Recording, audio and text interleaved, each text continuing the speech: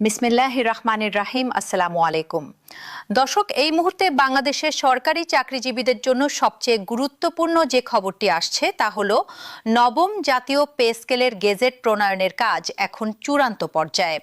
অর্থ ও পরিকল্পনা মন্ত্রী নিজেই জানিয়েছেন, মন্ত্রিসভার অনুমোদন পাওয়ার পরপরই প্রজ্ঞাপন জারির প্রক্রিয়া শুরু হবে।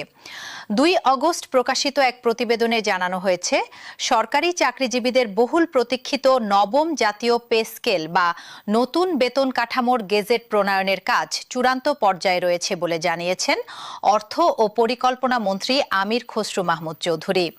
তিনি স্পষ্ট করে বলেছেন, মন্ত্রিসভার আনুষ্ঠানিক অনুমোদন পাওয়ার পরপরই নতুন বেতন কাঠামোর প্রজ্ঞাপন জারির প্রক্রিয়া শুরু হবে। তবে এখানেই শেষ নয়। যে তথ্যটি লাখ লাখ সরকারি কর্মকর্তা কর্মচারীর ঘুম কেড়ে নিয়েছে সেটি হলো বেতন বৃদ্ধির অনুপাত নিয়ে টানাপোড়েন, কর্মচারী সংগঠনগুলোর তীব্র ক্ষোভ এবং একাধিক প্রস্তাবনার মধ্যে বিস্তর ফারাক। আজকের এই প্রতিবেদনে আমরা নিয়ে আসছি একেবারে সবশেষ তথ্য। গ্যাজেট কবে আসছে, কোন কোন প্রস্তাব টেবিলে আছে, কোন গ্রেডে কত বেতন বাড়বে এবং কর্মচারীরা কেন এখনো অসন্তুষ্ট। শেষ পর্যন্ত থাকুন, কারণ ভিডিওর শেষ অংশে থাকছে গ্রেড ভিত্তিক পূর্ণাঙ্গ হিসাব। দর্শক, প্রথমে জেনে নেওয়া যাক গেজেট প্রকাশের সবশেষ অবস্থান কি। দীর্ঘ এক যুগের বেশি সময় পর সরকারি কর্মকর্তা কর্মচারীদের জন্য নবম জাতীয় পে স্কেল বাস্তবায়নের প্রক্রিয়া এখন একেবারে শেষ ধাপে। অর্থ ও পরিকল্পনা মন্ত্রী আমির খসরু মাহমুদ চৌধুরী জানিয়েছেন, নতুন বেতন কাঠামোর কাজ প্রায় শেষ এবং মন্ত্রিসভার অনুমোদন পেলেই গেজেট প্রকাশের উদ্যোগ নেওয়া হবে। আরও গুরুত্বপূর্ণ একটি তথ্য তিনি দিয়েছেন, যা নিয়ে দীর্ঘদিন ধরে নানা গুঞ্জন চলছিল। অর্থমন্ত্রী স্পষ্ট করে বলেছেন, নতুন বেতন কাঠামোর সঙ্গে IMF এর ঋণের কোনো সম্পর্ক নেই। অর্থাৎ আন্তর্জাতিক মুদ্রা তহবিলের শর্তের কারণে পে স্কেল আটকে আছে বলে যে আলোচনা চলছিল, সরকার নিজেই সেই বিষয়টি নাকচ করে দিয়েছে। তিনি আরও জানিয়েছেন, মন্ত্রিসভার অনুমোদনের পর গেজেট প্রকাশে বেশি সময় লাগবে না। তবে গত কয়েক সপ্তাহ ধরে গেজেট প্রকাশের সময়সীমা নিয়ে একাধিকবার তারিখ পরিবর্তন হয়েছে। জুন মাসের শুরুতে বলা হয়েছিল, নতুন অর্থ বছরের শুরু থেকেই কার্যকর করতে জুন মাসের মধ্যেই গেজেট প্রকাশের প্রস্তুতি চলছিল। এরপর জুলাইয়ের শেষে জানানো হয়, আগামী আগস্টের মধ্যেই নতুন পে স্কেলের গেজেট প্রকাশ করা হবে। সব ধরনের প্রশাসনিক ও নীতিগত প্রক্রিয়া সম্পন্ন হলে আগামী আগস্টের মধ্যেই নতুন পে স্কেলের গেজেট প্রকাশ করা হবে বলে অর্থ মন্ত্রণালয় সংশ্লিষ্ট সূত্র জানিয়েছে। তবে নতুন বেতন কাঠামোর আর্থিক কার্যকারিতা গণনা করা হবে 1 জুলাই থেকে। অর্থাৎ গেজেট যত দেরিতেই প্রকাশ হোক না কেন, বকেয়া হিসাব হবে জুলাই মাস থেকেই। এবার আসা যাক অত্যন্ত গুরুত্বপূর্ণ একটি অংশে, প্রস্তাব প্রক্রিয়ার তুলনামূলক চিত্র। দর্শক, এখানেই আসলে সবচেয়ে বড় জটিলতা লুকিয়ে আছে। নবম পে স্কেল নিয়ে একটি নয়, বরং একাধিক প্রস্তাব সামনে এসেছে, আর প্রতিটি প্রস্তাবের মধ্যে রয়েছে বিস্তর পার্থক্য। প্রথমত, জাতীয় বেতন কমিশনের মূল প্রস্তাব। সর্বনিম্ন ও সর্বোচ্চ বেতনের অনুপাত 1:8 নির্ধারণের প্রস্তাব করা হয়েছে, যেখানে আগে ছিল 1:9.4।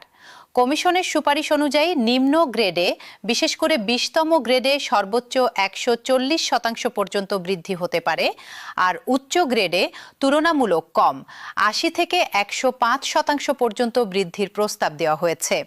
এই পুরো কাঠামো বাস্তবায়ন করতে হলে সরকারের বাড়তি খরচ হবে বিশাল অঙ্কের। প্রস্তাবিত বেতন কাঠামো বাস্তবায়নে অতিরিক্ত প্রায় 1,06,000 কোটি টাকা প্রয়োজন হবে বলে কমিশন জানিয়েছে। দ্বিতীয়ত, অর্থ মন্ত্রণালয়ের প্রস্তাব। মন্ত্রণালয় সূত্র বলছে, সর্বনিম্ন বেতন 20,000 টাকা এবং সর্বোচ্চ বেতন 1,60,000 টাকা নির্ধারণের কথা ভাবা হচ্ছে। বর্তমানে 20তম গ্রেডের একজন কর্মচারীর মূল বেতন মাত্র 8,250 টাকা, যা নতুন কাঠামোতে বেড়ে 20,000 টাকা হওয়ার সম্ভাবনা রয়েছে। তৃতীয়ত এবং সবচেয়ে আলোচিত, কর্মচারী সংগঠনগুলোর নিজস্ব দাবি। এখানেই সরকার আর কর্মচারীদের মধ্যে সবচেয়ে বড় দূরত্ব। কর্মচারী সংগঠনগুলো মনে করছে সরকারের প্রস্তাব যথেষ্ট নয়। তাদের দাবি অনুযায়ী গ্রেড সংখ্যা কমিয়ে 15টির মধ্যে আনতে হবে এবং সর্বনিম্ন বেতন অন্তত 30,000 টাকা নিশ্চিত করতে হবে। তাদের ভাষায় প্রস্তাবিত কাঠামোয় বৈষম্য কমার বদলে বরং নতুন ধরনের বৈষম্য তৈরি হতে পারে বলে আশঙ্কা প্রকাশ করা হয়েছে। তুলনা করলে দেখা যায় সর্বনিম্ন বেতনের প্রশ্নে কমিশন এবং মন্ত্রণালয় একমত 20,000 টাকায়, কিন্তু কর্মচারী সংগঠন চাইছে 30,000 টাকা। গ্রেড সংখ্যা নিয়েও মতপার্থক্য স্পষ্ট। এই তিন পক্ষের মধ্যে ভারসাম্য তৈরি করেই চূড়ান্ত গেজেট প্রস্তুত করতে হচ্ছে সরকারকে, আর এটি মূলত সময় বেশি লাগার একটি বড় কারণ। দর্শক, এবার আসা যাক আরেকটি গুরুত্বপূর্ণ প্রশ্নে। টাইম স্কেল ও সিলেকশন গ্রেড ফিরে আসছে কিনা এই বিষয়টি নিয়ে কর্মচারীদের মধ্যে দীর্ঘদিনের ক্ষোভ রয়েছে। 2015 সালের 8ম পে স্কেলে এই সুবিধা বাতিল করা হয়েছিল। তবে এবার আভাস পাওয়া যাচ্ছে কর্মচারী সংগঠনগুলোর দীর্ঘদিনের দাবি অনুযায়ী টাইম স্কেল ও সিলেকশন গ্রেড পুনর্বহালের বিষয়টি সক্রিয় বিবেচনায় রয়েছে। পাশাপাশি ভাতার ক্ষেত্রেও পরিবর্তনের প্রস্তাব এসেছে। টিফিন ভাতা 200 টাকা থেকে বাড়িয়ে 1000 টাকা এবং চিকিৎসা ভাতাও উল্লেখযোগ্য হারে বাড়ানোর প্রস্তাব রয়েছে। এবার আসি বাস্তবায়ন প্রক্রিয়া নিয়ে সবচেয়ে বড় প্রশ্নে। এক ধাপে নাকি একাধিক ধাপে কার্যকর হবে নতুন কাঠামো? এই প্রশ্নে সরকারের অবস্থান একাধিকবার বদলেছে। প্রথম দিকে 3 ধাপে বাস্তবায়নের কথা বলা হয়েছিল। এরপর জুলাইয়ের শুরুতে খবর আসে মূল বেতন এক ধাপে বাড়ানোর চিন্তাভাবনা চলছে। নবম জাতীয় পে স্কেল তখন মন্ত্রিসভায় উপস্থাপনের প্রস্তুতি পর্যায়ে ছিল এবং প্রস্তাবটি অনুমোদন পেলে নতুন বেতন কাঠামো, ভাতা, ইনক্রিমেন্ট, পেনশন এবং বাস্তবায়ন পদ্ধতি সম্পর্কে আনুষ্ঠানিক নির্দেশনা জারি হওয়ার কথা জানানো হয়েছিল।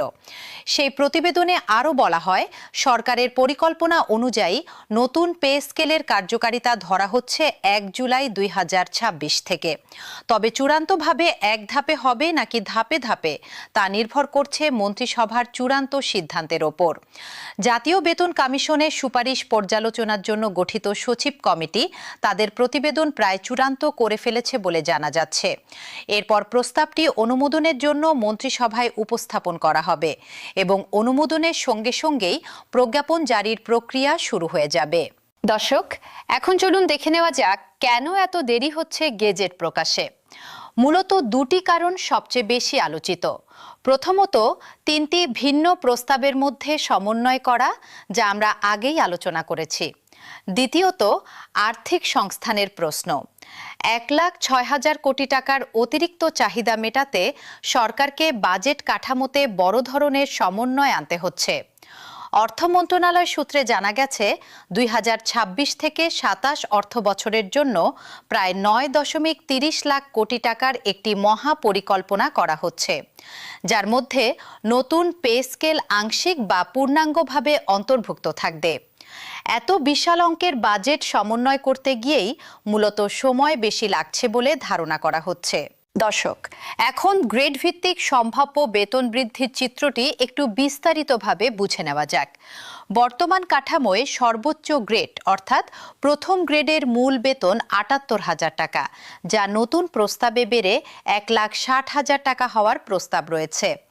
অন্যদিকে সর্বনিম্ন গ্রেড অর্থাৎ 20তম গ্রেডের মূল বেতন 8,250 টাকা থেকে বেড়ে 20,000 টাকা হওয়ার প্রস্তাব রয়েছে। এই হিসাবে নিম্ন গ্রেডে শতাংশের হিসেবে বৃদ্ধি সবচেয়ে বেশি, যা কর্মচারী মহলে কিছুটা স্বস্তির খবর হলেও সংগঠনগুলো মনে করছে টাকার অঙ্কে এই বৃদ্ধি এখনও জীবনযাত্রার ব্যয়ের তুলনায় পর্যাপ্ত নয়। মধ্যম গ্রেড অর্থাৎ 10ম থেকে 1600 গ্রেডের কর্মচারীদের জন্য নতুন করে যাতায়াত ভাতা প্রবর্তনের বিষয়টি আলোচনায় রয়েছে। এর ফলে শুধু মূল বেতন নয়, সার্বিক প্রাপ্তির দিক থেকেও এই স্তরের কর্মচারীদের জন্য উল্লেখযোগ্য পরিবর্তন আসার সম্ভাবনা তৈরি হয়েছে। সবশেষে বলে রাখি, চূড়ান্ত গেজেট প্রকাশের আগ পর্যন্ত কোনো নির্দিষ্ট গ্রেডের বেতন বা ভাতার অঙ্ক 100% নিশ্চিত বলে ধরে নেওয়া ঠিক হবে না। আমরা যা কিছু বললাম তার সবটাই এখন পর্যন্ত প্রকাশিত সরকারি সূত্র এবং সংবাদ মাধ্যমের তথ্যের ভিত্তিতে। মন্ত্রিসভার চূড়ান্ত অনুমোদন এবং সরকারি গেজেট প্রকাশের পরই প্রকৃত চিত্র স্পষ্ট হবে। দর্শক, নবম পে স্কেল নিয়ে প্রতিদিনের সবচেয়ে নির্ভরযোগ্য এবং সবচেয়ে দ্রুত আপডেট পেতে চাইলে এখনই চ্যানেলটি সাবস্ক্রাইব করে রাখুন এবং পাশে থাকা বেল আইকনে ক্লিক করে নোটিফিকেশন চালু করে দিন। গেজেট প্রকাশ হওয়া মাত্রই আমরা সবার আগে আপনাদের কাছে পূর্ণাঙ্গ গ্রেড ভিত্তিক তালিকা নিয়ে হাজির হব। ভিডিওটি ভালো লাগলে লাইক করুন এবং কমেন্টে জানিয়ে দিন আপনি কোন গ্রেডে চাকরি করেন এবং নতুন পে স্কেল নিয়ে আপনার প্রত্যাশা কি। দেখা হবে পরবর্তী আপডেটে।